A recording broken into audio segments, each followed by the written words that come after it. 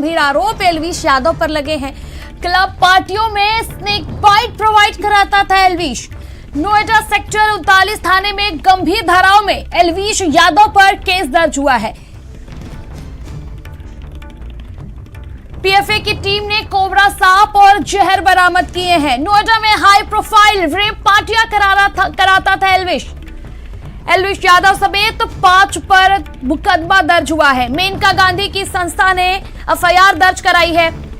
Social media influencer, famous YouTuber, big boss विजेता, जिसके किसी मीटअप शो में युवाओं की भीड़ लग जाती थी, युवाओं का तांता लग जाता था, जिसे देख तमाम युवा इन्फ्लुएंस होते थे। वो इस प्रकार की संगीन जुर्म में शामिल है। एल्विश यादव नशा परोसता था। बिग बॉस विजेता एल्विश यादव पर एफआईआर दर्ज हुआ है।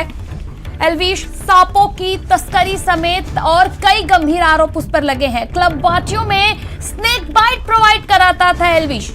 नोएडा सेक्टर 39 थाने में गंभीर धाराओं में केस दर्ज हुए हैं। पीएफए की टीम ने कोबरा सांप और जहर बरामद किए हैं।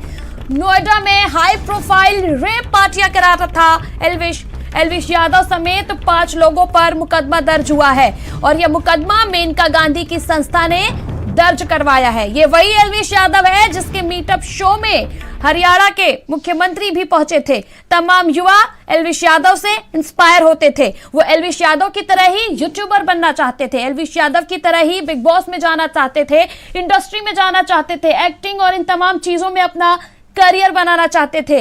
ये वही एल्विश यादव है जिसके नक्शे कदम पर तमाम युवा चलकर अपना करियर बनाना चाहते थे और ये नशे का कारोबारी निकला। एल्विश यादव नशा परोसता है। सांपों की तस्करी समेत एल्विश यादव पर कई गंभीर आरोप लगे हैं। क्लब पार्टियों में स्नेक बाइट प्रोवाइड करवाता था एल्विश। नोएडा सेक्टर 39 थाने में गंभीर धाराओं में इस पर केस दर्ज हुए हैं। पीएफए की टीम ने कोबरा सांप और जहर बरामद किए हैं। नोएडा में हाई प्रोफाइल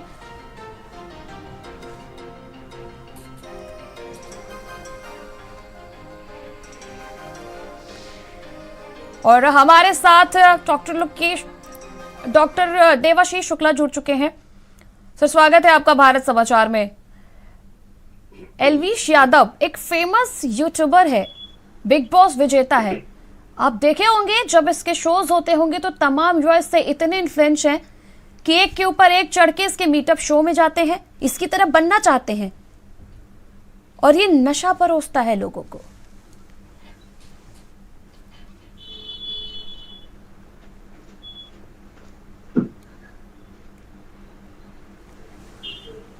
डॉक्टर देवाशीष जी, अब इस तरीके से समाज में किसी ऐसे व्यक्ति को जिसकी पॉपुलैरिटी इस तरीके से बहुत ज्यादा हो, पूरे देश में हो और उनके द्वारा इस तरीके के गलत कार्यों को अगर अंजाम दिया जाएगा तो इससे देश के युवाओं पर बड़ा ही बुरा असर पड़ेगा।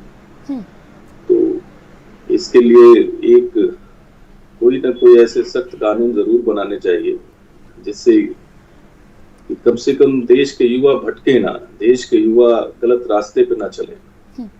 क्या ऐसी जानकारी पहले नहीं थी जब ये बिग बॉस विजेता बने, या वो ये क्या बाद में अभी इंफॉर्मेशन इस तरीके की आई है? डॉक्टर, इस प्रकार के जो युवा है, युवाओं को मानसिक रूप से इन्फ्लुएंस करते हैं। लोग इनकी तरफ बनना चाहते हैं, इनकी गाड़ी, इनका फेम, इनके कपड़े देख के इनसे इंस्पायर हो जाते हैं। हाँ, नो डाउट, ये सब चीजें आकर्षित तो बहुत करती हैं, बट इम्पोर्टेंट ये है कि आज का ये जो भौतिकवादी युग है, इसमें एक दिन में कोई अरबपति करोड़पति नहीं बन जाता। उसके लिए आपको मेहनत करनी पड़ेगी और आज के युवा मेहनत से गुरेज नहीं करते, बट रिजल्ट नहीं मिलता। रिजल्ट ना मिलने की वजह से फिर वो डिप्रेशन की तरफ बढ़ते हैं, नशे की तरफ बढ़ते हैं और फिर वो नशे को ही अपनी जिंदगी समझ लेते हैं। ये एक सबसे बड़ा कारण है जिस वजह से लोग ऐसी चीजों से अट्रैक्ट होते हैं और जिसका समाज पे बहुत बुरा असर पड़ता है। जी, डॉक्टर लोकेंद्र गुप्ता भी हमारे साथ जुड़े हैं, जो नोएडा के अस्पताल में डॉक्टर है। डॉक्टर, जो स्नेक बाइट है, जो रेप पार्टियों में कराई जाती है, आमतौर पर अगर किसी को सांप काट लेता है, समय पे इलाज नहीं मिल पाता तो उसकी मृत्यु हो जाती है, लेकिन स्नेक बाइट, ये किस प्रकार का नशा और किस प्रकार से इसका सेवन करते हैं लोग? नहीं, देखिए, ये इसके ऊपर, ये स्नेक बाइट पर लिटरेचर थोड़ा सा कम है, बट लेकिन जो स्नेक वेनम होता है उससे लोगों को a sense of false high और एक एनर्जीसिया, मतलब दर्द कम हो जाता है बॉडी में, और एक high feeling, just like ecstasy, एक जैसे ड्रग आती है वैसा एक नशा होता है जिसमें कम मात्रा में स्नेक वेनम दिया जाता है, क्योंकि ज्यादा मात्रा में स्नेक वेनम देंगे तो इट कुड बी फेटल, उससे जान भी जा सकती है। तो और बट लेकिन इसमें ये देखा गया है कि इसकी आदत नहीं पड़ती है, इसका एडिक्शन नहीं होता है। बट लेकिन ये जो नया ट्रेंड चालू हुआ ये बहुत खतरनाक है। आप एनिमल राइट्स का भी सोचिए, स्नेक्स का भी सोचिए, साथ साथ में अगर ये मात्रा ज्यादा चली गई तो उसमें जान जाने का खतरा रहता है, क्योंकि ये कोबरा का वेनम है और ये न्यूरोटॉक्सिन होता है, ये दिमाग पे असर डालता है। अगर इसकी मात्रा चली गई तो उसकी वजह से किसी मरीज की जान भी जा सकती है। तो इसलिए ये बहुत ही गलत ट्रेंड चालू हो रहा है, और ये अच्छा है कि आप लोग इसको कवर कर रहे हैं और इसको शुरू में ही बिल्कुल खत्म कर देना चाहिए, अदरवाइज ये पूरे इंडिया में फैल सकता है। जी बिल्कुल, हमारे सहयोगी दानिश हमारे साथ जुड़ चुके हैं। डॉक्टर हम आपके पास आएंगे, हम दानिश से जानकारी ले लेते हैं। दानिश, एल्विश यादव जो रेप पार्टियां कराता था उसमें नशे परोसता था, और कोई छोटा मोटा नशा नहीं, सांपों का जहर। क्या कुछ पूरा मामला है, किस प्रकार से ये पकड़ में आया है? चलता है, उसने ये पूरा प्लान किया था। उन लोगों ने बाकायदा कांटेक्ट किया एल्विश यादव से। एल्विश यादव से जब कांटेक्ट किया तो एल्विश यादव ने जो है नोएडा के अंदर एक जगह है, सेक्टर 51 बैंक्वेट हॉल है, वहां पर एक मीटिंग फिक्स करी थी, वहां पर मिलेंगे और किस प्रकार का जो है जो सांप है वो कौन कौन से प्रजाति के हैं वो हम आपको दिखा देंगे, किस प्रकार के जो वेनम है, जो जहर है वो कौन सा होगा वो भी हम आपको दिखा देंगे। तो वहां पर जो सपेरे होते हैं, इसकी जाहिर सी बात है कि कंट्रोल करना है सांपों को, तो सपेरे ही जो प्रजाति होती है सपेरों की वही उसको कंट्रोल कर सकती है। लिहाजा पीएफए की टीम और जब मिलने पहुंची है तो सैंपल के तौर पर सेक्टर 51 में उनके सामने कोबरा लाया गया, उनके सामने एक अन्य प्रजाति का था, उनके सामने अजगर लाया गया। 3 प्रजातियां यहाँ पर जो बरामद करी गई हैं, यहाँ पर 20 ml तकरीबन जहर बरामद किया गया है, और वहां पर उनको दिखाया जा रहा था कि किस तरीके से हम जो पार्टियां होंगी वहां पर इस पार्टी में इस जहर का इस्तेमाल करेंगे, यानी जो स्नेक बाइट है वो दिलाएंगे। और ये भी एक तरीके से नशा इसको हम कह सकते हैं, ये भी एक नशा है। और हाई प्रोफाइल सोसाइटीज में कल्चर सा इस वक्त चला है। भारत में अभी तक इस तरीके कोई गैंग पकड़ा नहीं गया, इस तरीके की कोई चीजें सामने आई नहीं थी, लेकिन हाँ बातें जरूर होती थी कि सांप के डंक से भी, माफ करिएगा, सांप की जो बाइट होती है उससे भी नशा प्रोवाइड कराया जाता है, जैसे ड्रग्स प्रोवाइड कराई जाती है, शराब प्रोवाइड कराई जाती है। तो जब पीएफए की टीम सेक्टर 51 पहुंची है, पुलिस को उन्होंने सूचना दी थी, पुलिस मौके पर पहुंची है और जब पूछताछ करी गई तो उसमें एल्विश यादव का नाम सामने आया। लिहाजा जो एफआईआर दर्ज हुई है उसके अंदर बाकायदा एल्विश यादव को मुख्य अभियुक्त बनाया गया है। 2 लोग जो है इसमें अभी भी फरार दिखाए गए, जिनको अज्ञात दिखा गया है। 5 जो सपेरे हैं उनको यहाँ पे गिरफ्तार करके 49 थाने में अभी भी उनसे पूछताछ चल रही है, क्योंकि एडिशनल डीसीपी यहाँ पर पहुंचे हुए हैं, एसीपी यहाँ पर पहुंचे हुए हैं, पूछताछ कर रहे हैं। उनका कहना है कि हम पूछताछ कर रहे हैं, उसके बाद ठीक है दानिश, हम अन्य जानकारी आपसे लेंगे। हमारे साथ डॉक्टर देवाशीष जुड़े हैं।